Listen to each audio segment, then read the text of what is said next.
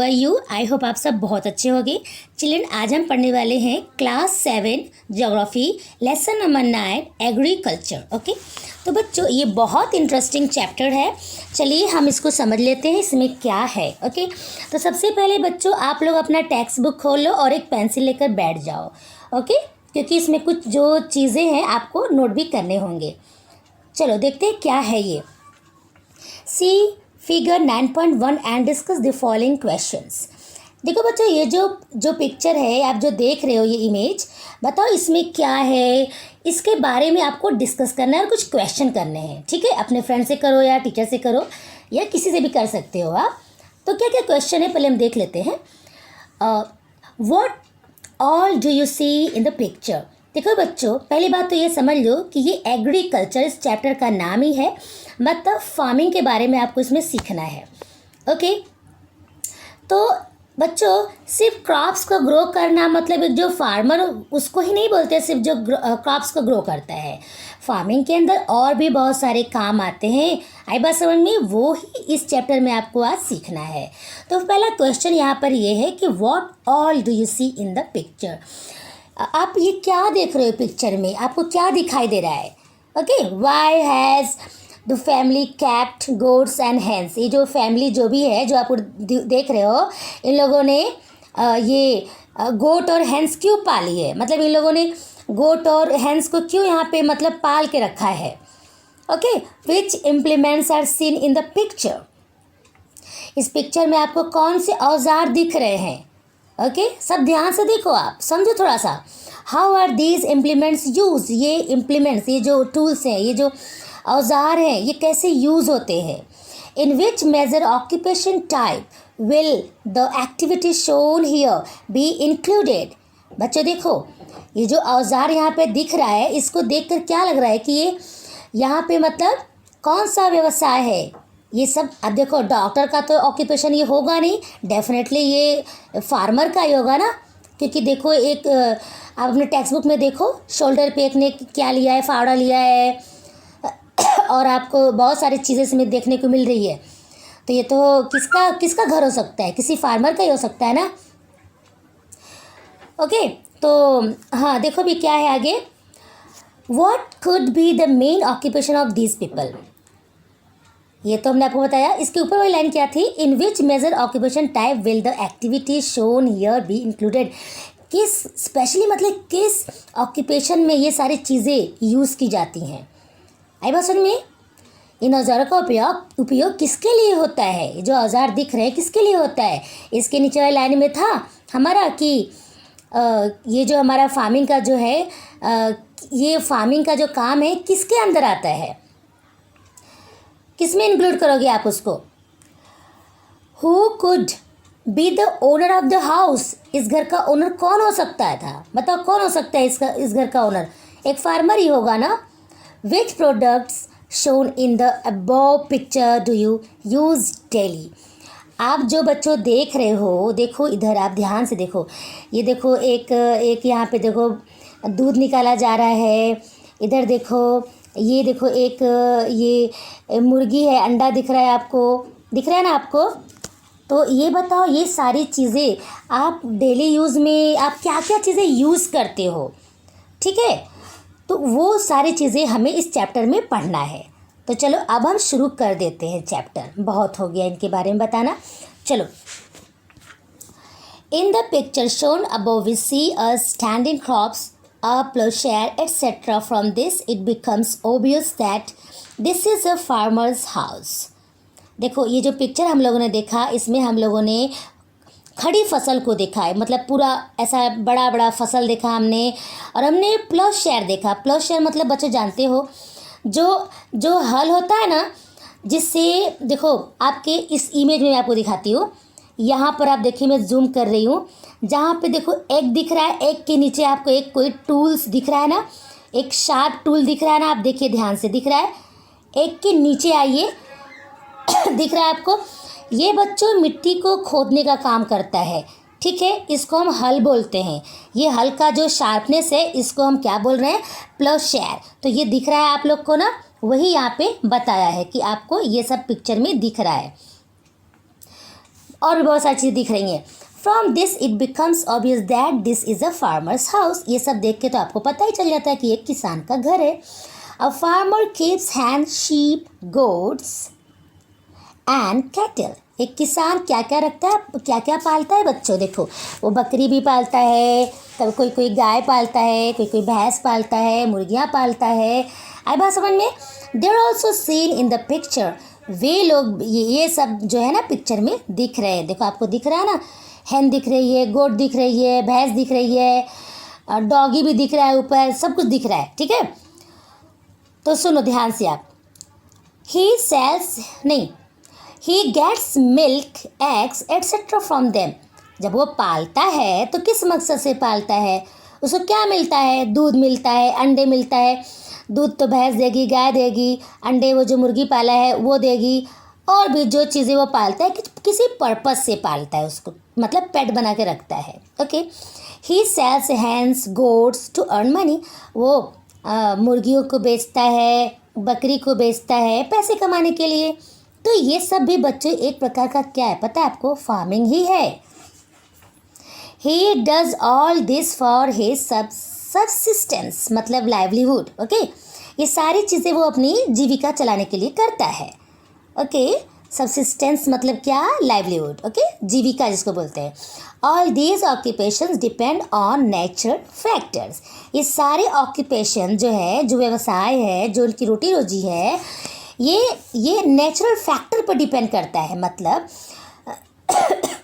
मतलब क्या है, देखो अगर उसको बकरियां वो अवेलेबल है तो ही वो पालेगा। अगर उसको जो चीज़ उसको अवेलेबल है उसको ही वो पालेगा। वो नेचुरल उसके मतलब वो रीजन पे भी डिपेंड करता है। ऐसा नहीं कि वो उसके हिसाब से नहीं है तो वो किसी और को नहीं पाल सकता, वहाँ पे उनका व्यवसाय उसके ऊपर डिपेंड होता है। ओके, तो चलो अभी नेक्स्ट क्या है। Next, agriculture has a wide scope for our basic needs for food and clothing. We make use of plants and animals. बच्चों एग्रीकल्चर जो है ना, ये जो खेती करने वाली जो बात है वो एक बहुत मतलब एक बड़ा स्कोप, बहुत मतलब बड़ा स्कोप है ये। इसके अंदर बहुत सारी चीज़ें आती हैं। अनाज जो होता है, जो मतलब फॉर आवर बेसिक नीड्स में, हमारे बेसिक नीड में क्या है, basic needs of food and clothing we make use of plants and animals. हम अपने बेसिक नीड में सॉरी कहाँ पर हम चले जा रहे हैं, हाँ, for our basic needs of food and clothing we make use of plants and animals. हमारा जो रोज़ का जो यूज़ होता है, जैसे रोटी, कपड़ा, मकान, आप जानते हो ये सब हमें चाहिए रहता है ना। हमें फूड चाहिए रहता है, हमें क्लोथ चाहिए रहता है। ये ज़रूरत पूरा करने के लिए हम क्या करते हैं, हम प्लांट्स का यूज़ करते हैं, हम एनिमल्स का यूज़ करते हैं। मतलब क्या, प्लांट्स मतलब क्या, कुछ ऐसे चीज़ें हम लगाते हैं जो जैसे मतलब क्रॉप्स को ग्रो करते हैं, और एनिमल्स पाल के जैसे कि गाय, भैंस, बकरी, ये सब जैसा कि आपने देखा ये सब पालते हैं हम, तो हम उसको बेचते हैं। ठीक है, तो इससे हमें पैसा मिलता है। तो इस तरह से हमारी जो है लाइवलीहुड चलती है, हमारा घर चलता है, हमारा मतलब वो जो किसान जो ऐसा मतलब करते हैं। ठीक है, Besides the cultivation of different crops, rearing cattle, sheep and goats, maintaining poultry farms, keeping bees, sericulture, horticulture, orchardry, pisciculture, pig farming, emu farming, etc. are included in agriculture. देखो बच्चों एग्रीकल्चर में क्या क्या इंक्लूड है वो देखो। सिर्फ crops जो उगाते हैं ना, क्रॉप्स को अलग अलग जो क्रॉप्स को हम पैदा करते हैं, जो किसान लोग अलग अलग क्रॉप्स उगाते हैं, जैसे कि राइस है, वीट है, और भी बहुत सारे क्रॉप्स है। इनके अलावा हाँ, तो यही फार्मिंग नहीं होता है बच्चों, इसके अंदर और क्या क्या आता है देखो। रेयरिंग कैटल मतलब बच्चों, रेयरिंग मतलब होता है बच्चों लुक आफ्टर। ओके, कैटल मतलब पशुओं की देखभाल करते हैं, शीप और गोट को पालते हैं वो लोग। और मेंटेनिंग पोल्ट्री फार्म मतलब जानते हो क्या होते हैं, पोल्ट्री फार्म मतलब होता है मुर्गी जो पालता है। ठीक है, मुर्गी पालना, और बीज, कीपिंग बीज को रखना, जो मधुमक्खी लोग होती हैं, सेरिकल्चर रेशम की कीड़ों को मतलब रखना पेड़ों पे मतलब। ओके, हॉर्टिकल्चर का मतलब क्या होता है, हॉर्टिकल्चर का मतलब तरह तरह के सब ट्रीज़ लगाना, और ये ऑर्चर्डरी मतलब बगीचे लगाना। ठीक है, बगीचे तैयार करना, इसको गार्डन बोलते हैं। और पेसिकल्चर मतलब बच्चों जो फ़िश को पालते हैं, ठीक है, फ़िश जो मतलब रखते हैं, बड़ी बड़ी पॉन्ड बना के उसमें फ़िश, बहुत सारे फ़िश रखते हैं।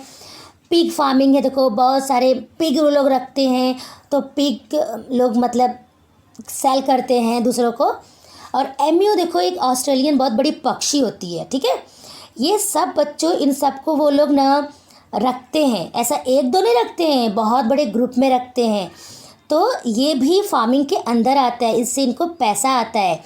ये जैसे मान लो बड़े बड़े पॉन्ड में ये लोग ने फिशेस रखे हैं, तो फ़िश, कितने लोग फ़िश खाते हैं, कितने लोग नहीं खाते, तो उसकी बात अलग है। जो लोग खाते हैं उसको वो लोग बेचते हैं। रेशम के कीड़े, इसलिए कि रेशम के कीड़े रखेंगे तो शहतूत के पेड़, मतलब जो मलबेरी ट्रीज़ होता है उसके ऊपर रहता है वो ना, तो वो कीड़े क्या, रेशम, उससे उसके जो कोकून से रेशम का धागा तैयार होता है, रेशम का धागा निकलता है, तो रेशम के कपड़े बनते हैं जो बहुत कॉस्टली होते हैं। तो ऐसे बहुत सारी चीज़ें जो है इसमें बच्चों, इनको बहुत ही मतलब फ़ायदा होता है। तो ये भी क्या होता है, एग्रीकल्चर के अंदर इसको डाला गया कि ये भी इंक्लूडेड है इसके अंदर, कि ये भी मतलब फार्मिंग करने वाली बात ये भी है। समझ बात आ रही है आप लोग को? In agricultural occupation resources like manpower, animals, implements etcetera are used. देखो एग्रीकल्चर का जो ऑक्यूपेशन है ना, इसके जो रिसोर्सेज हैं कुछ, जो जिसमें पता है, जैसे कि मैन पावर, जो इंसानों ने अपना पूरी पावर लगाया है, अलग अलग टाइप के औजार बनाए हैं इंसानों ने, ठीक है। और एनिमल का भी यूज़ होता है, जैसे कि एनिमल का एग्रीकल्चर में बहुत यूज़ होता है। पहले तो मतलब खेत की जुताई एनिमल से होती थी, और एनिमल का इसके अलावा भी बहुत सारा यूज़ है। तो ये सारी चीज़ें क्या है, ये हमारा इससे क्या होता है, एग्रीकल्चर मतलब बड़े आराम से हो जाता है। मतलब अलग अलग टाइप की चीज़ें यूज़ होती हैं। एक तो मैन का पावर, इंसानों का, और एनिमल का। एनिमल का हमने पढ़ा, एनिमल का जैसे कि इतने सारे ऊपर हमने पढ़ा ना कि एनिमल को ये लोग रखते हैं, बड़े बड़े ग्रुप में रखते हैं, तो इनको ये सेल करते हैं, तो इनको पैसा आता है। समझ बता रही है? और इंसान अपने अलग अलग टेक्निक लगाता है, तो इंसान का पावर हो गया। इस तरह से खेती बहुत अच्छे से होती है। ओके, आगे चले। और एडवांस टेक्नोलॉजीज एम्प्लॉयड, आजकल तो बड़े अच्छे अच्छे अलग अलग बहुत एडवांस टेक्नोलॉजी मतलब उसमें शामिल किए गए हैं। उससे हमारा क्या होता है, बहुत अच्छे से खेती होती है। ओके, समझ बता रही है? खेती बहुत मतलब अच्छे से होती है, फास्ट होती है। In agriculture cultivation of crops is considered to be the main and the most important occupation. अब एग्रीकल्चर में बच्चों हमने देखा ना, ये तरह तरह के जो जानवर हैं लोग पाल रहे हैं, फ़िश को, रेशम के कीड़े को, और गोट को, शीप को, इन सब के अलावा जो हम क्रॉप्स को ग्रो करते हैं, ये इसमें मेन होता है, बहुत इम्पॉर्टेंट ऑक्यूपेशन होता है, बहुत मतलब मोस्ट इम्पॉर्टेंट ऑक्यूपेशन होता है। अंडरलाइन कर लीजिए क्या बच्चों, cultivation of crops is considered to be the main and the most important occupation in agriculture. ये बात ध्यान में रखना। ओके, चलिए आगे चलते हैं। बच्चों में ज्योग्राफी की टीचर तो वैसे मतलब नहीं हूँ, मैं इंग्लिश ही कराती हूँ, लेकिन अगर आपको समझ में आ रहा है तो अच्छी बात है, अगर नहीं समझ में आता है तो कोई बात नहीं, आप कमेंट बॉक्स में दे सकते हो, मैं आपको अच्छे से बता दूँगी, क्योंकि ये बहुत ईजी चैप्टर था, तो मैं सोची इसको समझा देती हूँ। ओके बच्चों, चलो अब हम ये देख लेते हैं। In the above pictures we see the changes in agricultural practices. In the past, primitive man had to wander in the forest to sustain himself on the collected forest produce. देखो, इन the above picture, जो ऊपर के हम लोगों ने picture देखे, जो image हम लोगों ने देखा, उसमें क्या है, वी सी द चेंजेस, हमने चेंजेस देखे। किसमें? एग्रीकल्चर का जो स्टाइल है, उसमें हम लोगों ने बहुत सारे चेंजेस देख लिए। आपको पता है क्या चेंजेस है बच्चों? In the past primitive man, शुरुआत के टाइम में जो आदमी लोग जो बहुत इनोसेंट, इनसे मतलब बहुत कॉमन मैन, प्रिमिटिव मतलब बच्चों बहुत ही मतलब जो डेवलप नहीं होते हैं इंसान, कुछ बिगनिंग में डेवलप नहीं थे ना, इसलिए बोला गया है primitive man had to wander in the forest, जो जंगलों में घुमा करते थे इधर उधर, sustain himself on the collected forest produce, जो जंगल में जो भी मिलता था उससे वो अपना क्या करते थे बच्चों, उसको कलेक्ट करते थे, अपनी जीविका चलाते थे। आई बात समझ में? जो भी जंगलों में उनको मिलता था फॉरेस्ट में, उसी को वो कलेक्ट करते थे और अपना जीविका वो चलाते थे उससे। जैसे जो खाने को मिल जाता था वही खा लेते थे। तो ये तो पहले की बात है। अब बाद में क्या चेंज हुआ ये देख लेते हैं। Later he learn the art of cultivation and started getting greater production from the land. बाद में उन्होंने क्या सीखा पता है? कल्टीवेशन, खेती करना सीखा।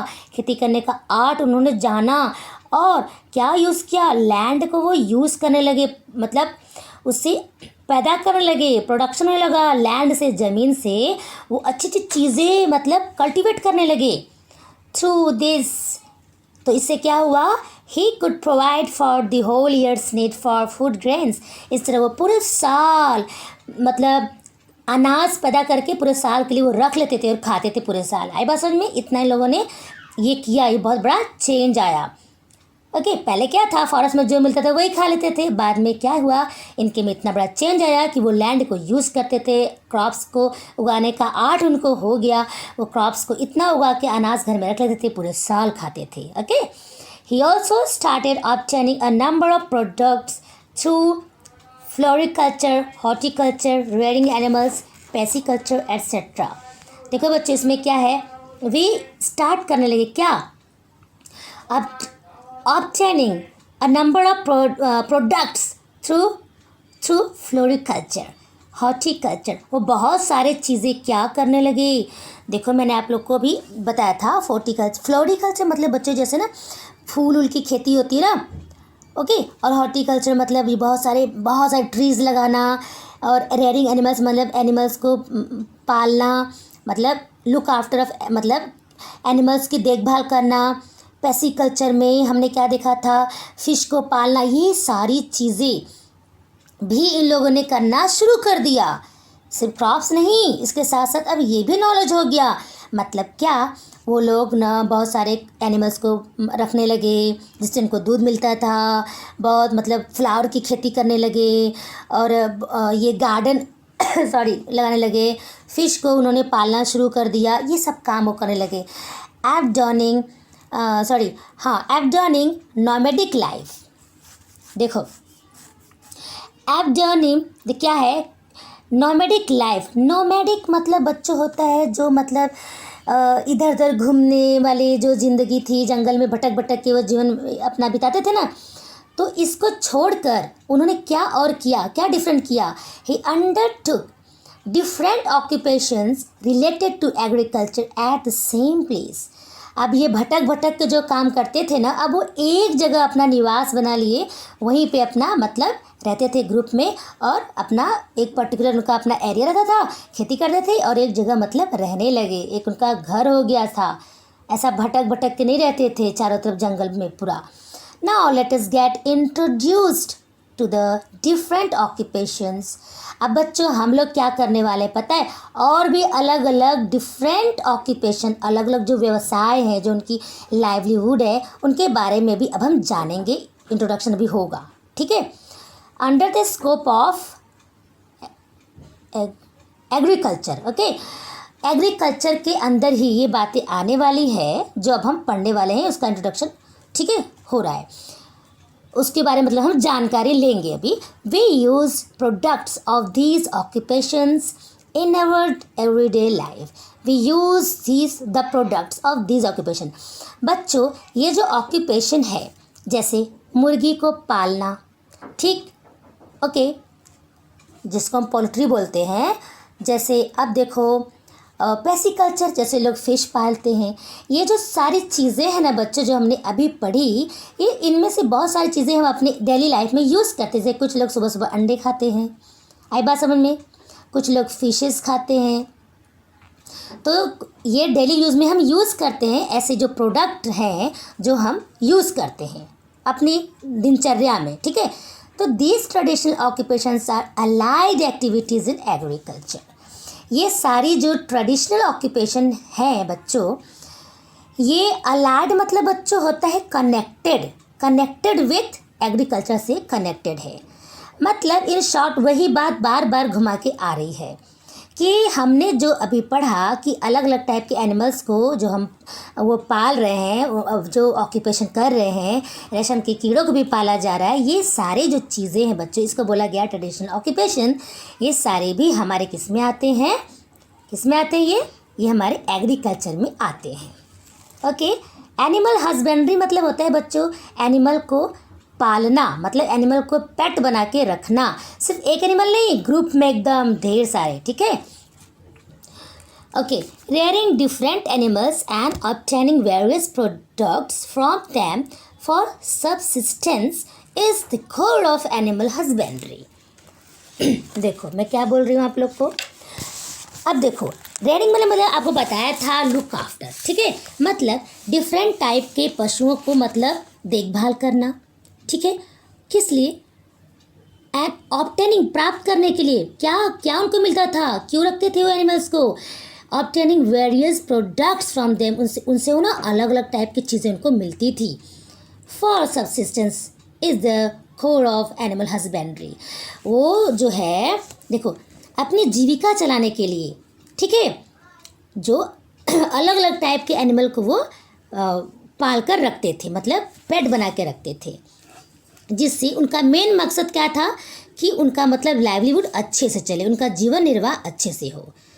अलग अलग एनिमल्स को पाल कर उनसे अलग अलग टाइप की चीज़ें मिलती थी, और ये जो चीज़ें हैं बच्चों, ये जो काम, इसका उपयोग वो क्या करते थे, अपने डेली लाइफ में यूज़ करते थे, पैसा कमाते थे, तो इनका ये घर चलता था, ठीक है। एनिमल हस्बेंड्री का मकसद यही था। चलो अभी डेयरी फार्मिंग देखते हैं। डेयरी फार्मिंग, डेयरी फार्मिंग तो समझ लो, डेयरी का मतलब cows, oxen, buffaloes etcetera are reared for agriculture related work. देखो काउ को, और जो ऑक्सन है मतलब बैल, बहुत सारे ऑक्स का प्लूरल है, बुफेलोज जो भैंस लोग हैं, और भी ऐसे बहुत सारे एनिमल को ये लोग क्या करते थे बच्चों, रियर्ड फॉर एग्रीकल्चर, एग्रीकल्चर के लिए मतलब खेती के लिए वो उसको रखते थे, उसकी देखभाल करते थे। ओके, इससे रिलेटेड काम वो करते थे। तो ये डेयरी देखो अब क्या है इसमें, देखो रेयरिंग मिल्च, यहाँ पर क्या है, उनको मतलब दूध देने वाले, मिल्च मतलब बच्चों होता है जो बहुत दूध देते हैं, जैसे कि गाय है, भैंस है, ऐसे दूध देने वाले एनिमल। तो क्या करते थे वो, उसको वो रखते थे ताकि उनको दूध बेचकर पैसा मिले, which can be employed in farming is also an occupation, ये भी एक टाइप का ऑक्यूपेशन ही है। It is considered to be an inseparable part of mixed farming.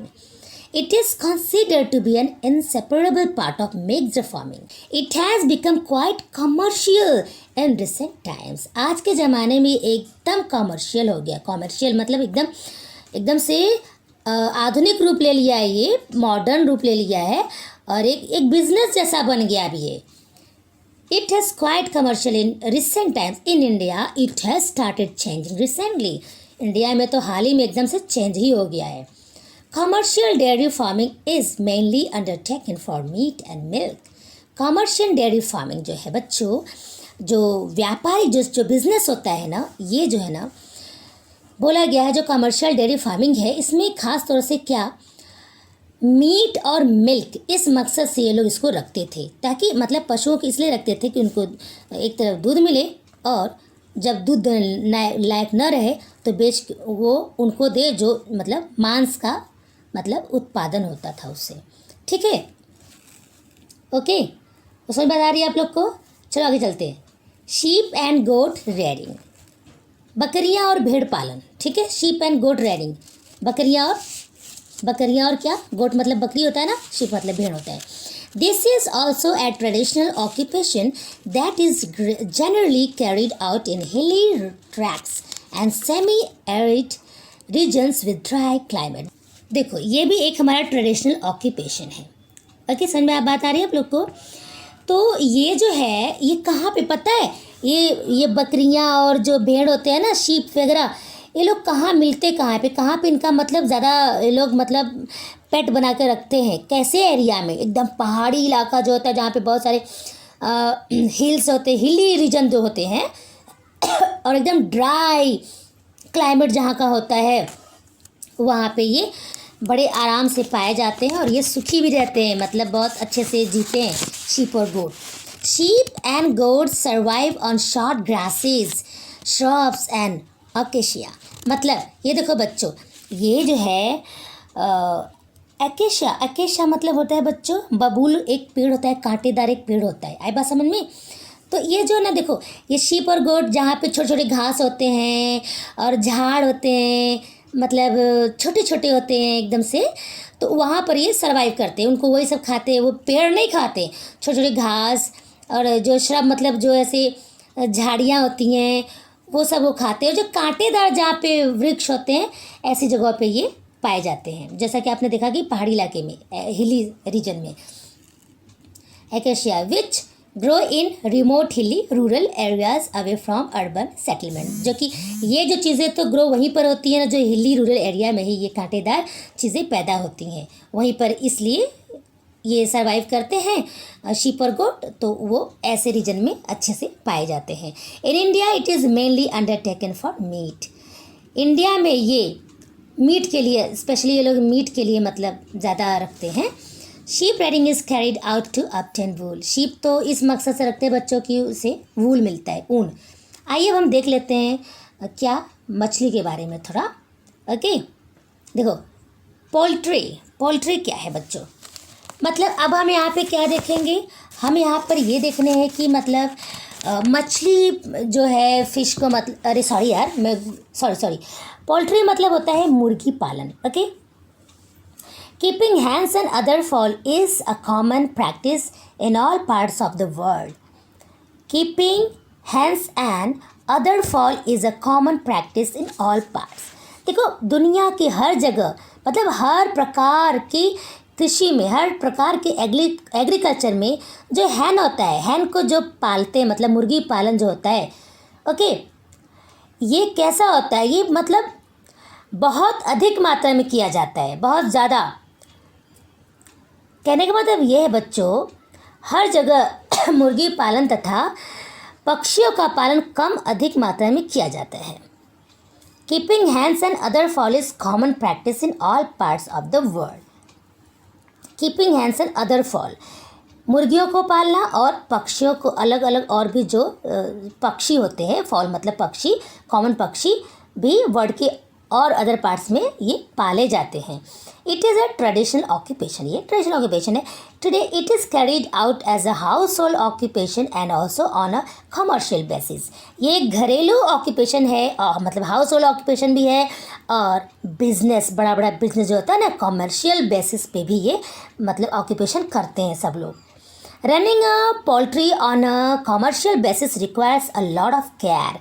और बिज़नेस के तौर पे अगर बड़े पैमाने पे जब किया जाता है ना ये मुर्गी का पालन, तो देखा होगा आप लोगों ने, नेट जैसा होता है बड़ा बड़ा, इसे बहुत ध्यान देना पड़ता है इनका। आई बात समझ में? For this scientific methods are employed in India. This occupation is generally located in the areas close to big cities as they provide a ready market for this occupation. India में बच्चों पता है आप लोग को, ये जो है ना, ये वहाँ पे मतलब ज़्यादा ये काम होता है जो कि जिससे क्लोज सिटी बहुत नज़दीक हो, ताकि ये लोग सिटी में जल्दी जल्दी इसको मतलब सेंड कर पाए, जल्दी जल्दी इसको भेजे वहाँ पर, जो लोग खाते हैं उनको मतलब सप्लाई कर सके। तो मार्केट से बहुत क्लोज रहता है ये, जहाँ पर ये इसका मतलब जहाँ पे ये फार्मिंग करते हैं ये लोग मुर्गी का, तो वो वहाँ करते हैं जो सिटी मार्केट मतलब नज़दीक हो थोड़ा। आई बात समझ में? जहाँ पे वो जल्दी जल्दी उनको सप्लाई कर सके मार्केट में। ठीक है, कुछ लोग नहीं खाते हैं, क्या क्या चिकन वगैरह खाते हैं ना, वही। इन सम एरियाज़, हाँ, in some areas rabbit, pig and emu rearing is also undertaken. कुछ एरिया में खरगोश पालन, एम्यू पालन और भी अलग अलग टाइप की जो चीज़ें हैं, ये भी मतलब ऑक्यूपेशन में मतलब ऑक्यूपेशन ही होता है, इस टाइप का ऑक्यूपेशन किया जाता है। खरगोश पालने का, एम्यू मैंने बताया था एक पक्षी होता है, लार्ज ऑस्ट्रेलियन पक्षी होता है। ओके, चलो देखते हैं। बी कीपिंग मतलब मधुमक्खी पालन। ठीक है, इससे क्या मिलता है? देखो, this occupation is undertaken to obtain honey and wax. इस ऑक्यूपेशन से हमें क्या मिलता है? हनी मिलता है और वैक्स मिलता है। आई बात समझ में? शहद और मोम, वैक्स, मोम जिसको बोलते हैं हिंदी में बच्चों। Bees in order to collect honey hover around the plants that, देखो एक second, bees in order to collect honey, okay, hover around the plant that bear flowers. जहाँ पे फ्लावर्स होते हैं वहाँ पे ये बीज लोग मंडराते रहते हैं ना। तो देखो, हनी कलेक्ट करने के मकसद से hover around the plant that bear flowers, this promotes the process of pollination. As a result, the trees bear large number of fruits and the crop yields increase. Beekeeping is an important occupation with respect to agriculture. देखो बच्चों, जैसे कि हम लोगों ने ये देखा था कि लोग फूल लगाते हैं और गार्डन लगाते हैं, ठीक है, हम लोगों ने पहले पढ़ा था ना अभी। तो ये सारी चीज़ें, तो अब जहाँ पे फ्लावर्स की जहाँ पे खेती होती है, मतलब जहाँ पे फ्लावर की फार्मिंग होती है, वहाँ पे बहुत सारे मतलब बीज, मधुमक्खी मंडराते हैं। तो वो क्या, उससे उसका पराग लेते हैं, पराग, पॉलिनेशन जिसको बोलते हैं, ठीक है, वो प्रोसेस चलता है। तो वो क्या, उनसे हमें इस तरह से क्या, एक ट्री पे ना बड़ा बड़ा वो क्या करते हैं, एकदम से छत्ता लगा देते हैं। आई बात समझ में? वो सब उसमें वो निचोड़ देते हैं, सब देते डाल देते हैं। तो फूलों से, फलों से, कहाँ से रस लेके, तो मतलब इस तरह से क्या पैदा होता है? शहद बनता है। तो शहद पता है कितना महंगा होता है, बेचा जाता है। इसके लिए वो लोग मधुमक्खी को पालते हैं, बीज, ठीक है। बीज कीपिंग भी एक टाइप का क्या है बच्चों? फार्मिंग है।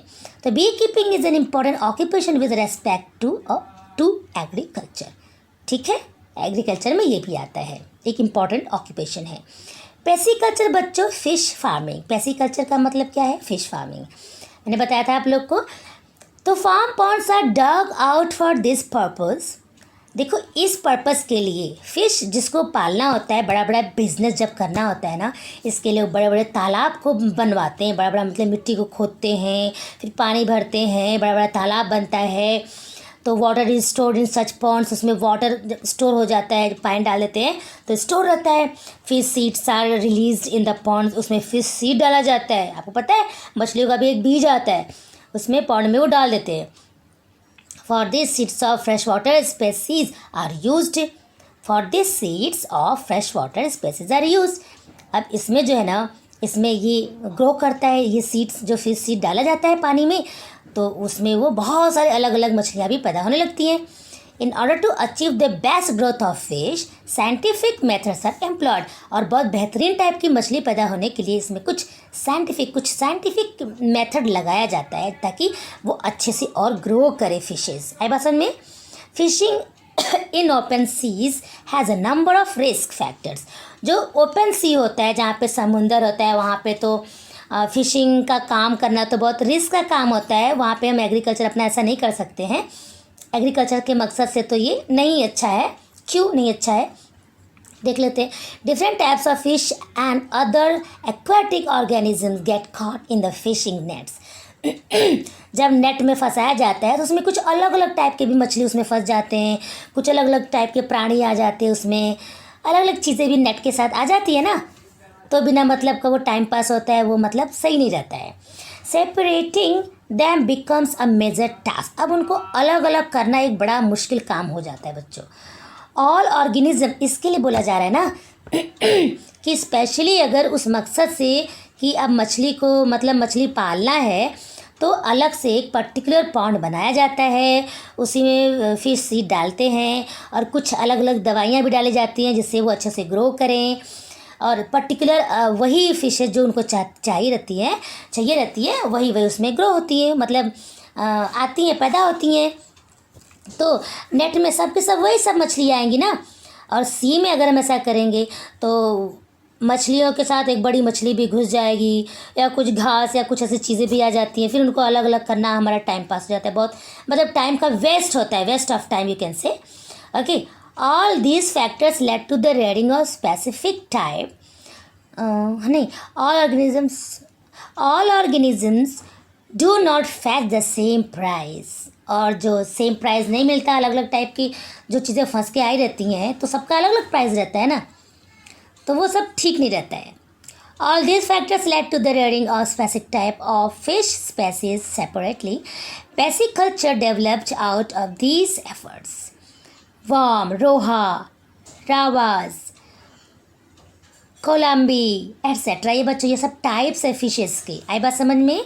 ये जब ना बहुत एफर्ट करने के बाद सब बहुत तरह तरह की मछलियाँ डेवलप होती हैं, तो ये अलग अलग फिशेस के ये नाम है। एक वाम है, रोहा है, रावाज है, कोलम्बी है, और भी अलग अलग टाइप्स जो है जहाँ पे मेंशन नहीं है।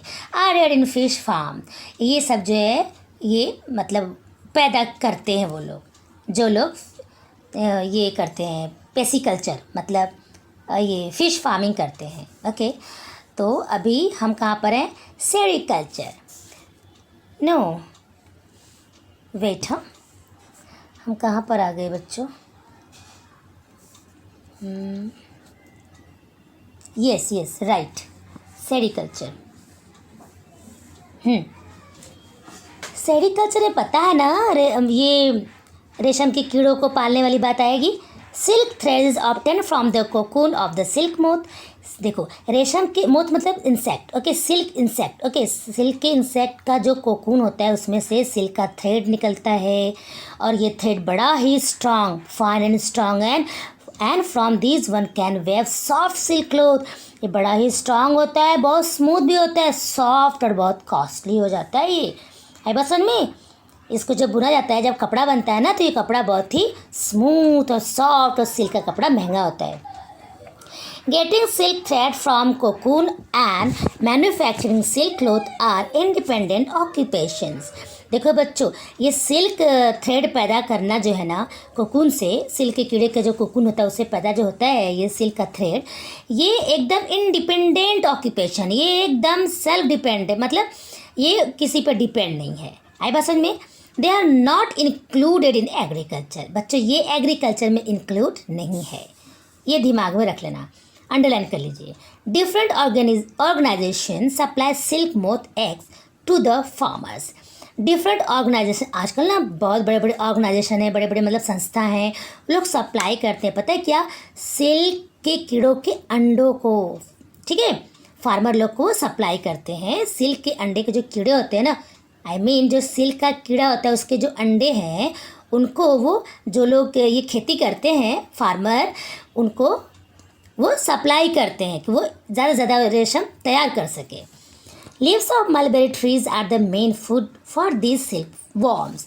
इन सिल्क के कीड़ों के लिए सबसे अच्छा भोजन, सबसे अच्छा खाना क्या होता है? जो मलबेरी ट्रीज़ है, मतलब शहतूत का जो पेड़ होता है, उस पत्ते पे रहते हैं, वही वो लोग खाते हैं। Once planted the mulberry trees survive for a minimum period of 15 years. Once planted, एक बार जो मलबेरी ट्रीज लगा दी जाती है बच्चों, वो 15 साल तक कम से कम चलता ही है। ओके, तो hand the expenditure of planting the trees every year is save. तो हर साल ऐसे पेड़ लगाने की मतलब समस्या नहीं रहती है, खर्च बच जाता है थोड़ा, क्योंकि वो 15 ईयर्स ट्री रहता है, 15 ईयर्स कम से कम तो रहता है। तो इस तरह इतना बार बार उनको ट्रीज़ नहीं लगाने पड़ते हैं कि उनको, क्योंकि उनको रेशम के कीड़ों को पालना होता है ना, उनको वो फार्मिंग करते हैं ना, तो वो वही खाते हैं, मलबेरी ट्रीज़ के पत्तों को खाते हैं वो लोग। तो मलबेरी ट्री एक बार लग जाता है तो कम से कम 15 ईयर्स चलता है, तो उनको बार बार उनका जो मतलब ट्रीज़ लगाने में खर्च बच जाता है, हर बार उनको ट्रीज़ नहीं लगाना पड़ता है। Nursery, in the last few years the area under floriculture. देखो बच्चों, फ्लोरिकल्चर मतलब जो फूल लगाते हैं ना, फ्लावर लगाते हैं वो। Cultivation of medicinal and aromatic plants and horticulture has increased. These plantations require a high standard of seedling, cuttings, bulbs and seeds. This has led to the development of nurseries. Nurseries gives good returns. देखो बच्चों, पिछले कुछ सालों में पता है, the area under floriculture cultivation of medicinal and aromatic, कुछ area में पता है क्या हुआ है, कुछ एरिया में फूलों की खेती बहुत अच्छे से हो रही है, कुछ दवाओं वाले जो औषधि वाली जो खेती होती है, जो जड़ी बूटी होती है ना वो, और बहुत एरोमेटिक मतलब बहुत खुशबूदार जो प्लांट्स होते हैं वो, और हॉर्टिकल्चर मतलब जो जो गार्डनिंग होता है, जो बड़े बड़े बाग लगाते हैं सब लोग, वो सब काम बहुत बढ़ा है, मतलब इंक्रीज़ हुआ है पिछले कुछ सालों में। मतलब कुछ ऐसे फार्मर हुए हैं जो फूलों की खेती कर रहे हैं, दवाइयों वाले जड़ी बूटियों को लगाया जा रहा है, कुछ एरोमेटिक मतलब सुगंधित प्लांट्स लगाए जा रहे हैं, और हॉर्टिकल्चर बहुत अच्छे अच्छे ट्रीज़ लगाए जा रहे हैं, जैसे पूरा गार्डन तैयार कर रहे हैं। ये वाला काम इंक्रीज़ हुआ है, आई बात समझ में, पिछले कुछ सालों से। This plantation require a high standard of seedling cutting. अच्छा, ये काम के लिए बच्चों पता है क्या क्या रिक्वायर, आपको पता ही है क्या क्या रिक्वायर होता है। इसमें बहुत सारी चीज़ें इसमें, जैसे कि देखो, सीडलिंग मतलब बच्चों होता है अंकुरित बीज। ओके, अंकुरित बीज चाहिए रहता है, बहुत हाई स्टैंडर्ड की कटिंग का काम अच्छा होना चाहिए, बल्ब एंड सीड्स ये सब की ज़रूरत होती है, क्योंकि एकदम हाई लेवल पे जब वो लगाते हैं, ये खेती करते हैं, ऐसा पेड़ पौधे लगाते हैं, तो ये सारी चीज़ों की उनको अच्छी ज़रूरत पड़ती है। और इससे क्या हुआ है बच्चों, नर्सरी डेवलप हुआ है। इससे जो है ना नर्सरी डेवलप, नर्सरी मतलब जैसे बहुत अच्छे अच्छे प्लांट जहाँ पे लगाए जाते हैं, ये एकदम डेवलप हुआ है। नर्सरी ने हमें क्या दिया वापस, अच्छी चीज़ें दी है नर्सरी में। मतलब अब देखो, कहने का मतलब ये है बच्चों कि देखो, नर्सरी में हमें अच्छे झाड़ मिलते हैं ना, कोई भी टाइप का प्लांट्स में मिल जाता है, तो इसके लिए एफर्ट देना पड़ता है कि नहीं, वो लोग मेहनत करते हैं, ऐसे थोड़ी उग जाता है। तो जब वो लोग मेहनत करके उगा लेते हैं, ये सारी चीज़ें लगती हैं, इसके बाद बदले में क्या होता है, हमें अच्छी चीज़ें मिलती हैं, हमें जो चाहिए रहता है हम खरीद लेते हैं। आई बात समझ में? चलिए आगे चलते हैं।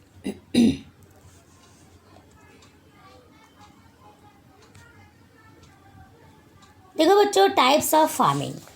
ओके, टाइप्स ऑफ फार्मिंग हम आपको नेक्स्ट पार्ट में बताने वाले हैं, ठीक है बच्चों। तो पहले इतना हम देख लेते हैं इसमें है क्या। Different types of agriculture have evolved due to, evolve मतलब बेस्ड। ओके बच्चों, डिफरेंट टाइप का जो एग्रीकल्चर है बेस्ड होता है किस पे, due to geographical and cultural diversity and technological differences in different regions. देखो बच्चों, कौन सा रीजन में कैसा जोग्राफिकल मतलब कैसा जलवायु है, कैसा क्लाइमेट है, कैसे टेक्निकल चीज़ें वो यूज़ करते हैं, कैसा टेक्नोलॉजी वो यूज़ करते हैं, इस पे डिपेंड करता है एग्रीकल्चर। जैसे मान लो कहीं कहीं की जो जैसे समझो जोग्राफिकल का मतलब यहाँ पे ये है बच्चों, जैसे मान लीजिए ये रीजन जहाँ पर आप हो, मान लो वो रीजन राइस के लिए अच्छा है, वो क्लाइमेट वहाँ पे राइस के लिए अच्छा है, तो वहाँ पे राइस अच्छे से ग्रो करेगा। अगर वहाँ पे बहुत अच्छे अच्छे टेक्नोलॉजिकल चीज़ें यूज़ की जाती हैं, तो हर टाइप की चीज़ें अगर वो ग्रो कर सकते हैं तो वो ग्रो करेंगे। तो ये हमारा जो फार्मिंग है ना, इस पर डिपेंड करता है जोग्राफिकल एंड कल्चरल डाइवर्सिटी पे, है बस में। और टेक्निकल डिफरेंसेस जो डिफरेंट रीजन में अलग अलग होते हैं, इस पर ये हमारा जो फार्मिंग एग्रीकल्चर हमारा डिपेंड करता है। The type of farming depends upon the purpose and AIIMS of methods of farming, the crops being cultivated, the techniques used, land use etcetera. Broadly the following types of agriculture can be identified. मतलब क्या, देखो जो farming है हमारा बच्चों, farming का जो M है ना, फार्मिंग के एम से मतलब जो फार्मिंग का एम है उसमें जो फसलें हम लेते हैं, ठीक है, जो फसलें मतलब ली जाने वाली जो फसलें हैं, और फार्मिंग करने वाले जो हमारी स्टाइल है, जो वे है, ओके, और जो हम उसमें फार्मिंग करने में जो जो हम टूल्स जो जो यंत्र यूज़ करते हैं, ओके, और हमारा लैंड जो हम लैंड कैसा यूज़ करें, हमारा ज़मीन मतलब उसमें फसल उगने वाला है कि नहीं है, ठीक है, ये सब जो है ना बच्चों, इस पे हमारा फार्मिंग डिपेंड करता है। फार्मिंग का जो टाइप है ना, इस पे डिपेंड करता है कि मतलब हम कैसे टूल्स यूज़ कर रहे हैं फार्मिंग के लिए, हम कैसा लैंड यूज़ कर रहे हैं फार्मिंग के लिए, हम फार्मिंग के लिए कैसी पद्धति यूज़ कर रहे हैं, मतलब कैसी स्टाइल यूज़ कर रहे हैं, मतलब अच्छा मेथड यूज़ कर रहे हैं कि नहीं कर रहे हैं, ठीक है, और हम फसलों के लिए जो बीज बोए हैं वो बीज कैसा है, वो अच्छा है कि नहीं है। तो ये सब डिपेंड करता है मतलब यही सब है, हमारे जो फार्मिंग अच्छा हो रहा है कि बुरा हो रहा है, इनके ऊपर डिपेंड हो रहा है। किनके ऊपर? जो मैंने आपको अभी अभी बताया। अगर हमने सीड अच्छा लिया तो हमारी खेती अच्छी होगी, अगर सीड अच्छा ले लिया, अगर लैंड अच्छा नहीं है तो भी अच्छा नहीं होगा। तो ये सब अच्छा होगा अगर सब टोटली ये सब अच्छी चीज़ें हमें मिल जाएंगी तो डेफिनेटली हमारी जो खेती है बहुत ही बेहतरीन तरीके से होगी। तो टाइप्स ऑफ फार्मिंग बच्चों हम सोच रहे हैं कि आपको नेक्स्ट पार्ट में बता दें। ओके बच्चों, तो अगर आपको नहीं समझ में आएगा बच्चों तो आप मुझे कमेंट करके बता सकते हो, हम आपको वो क्लियर कर सकते हैं। ओके, मिलते हैं नेक्स्ट वीडियो में नेक्स्ट पार्ट के साथ। Bye bye, thank you.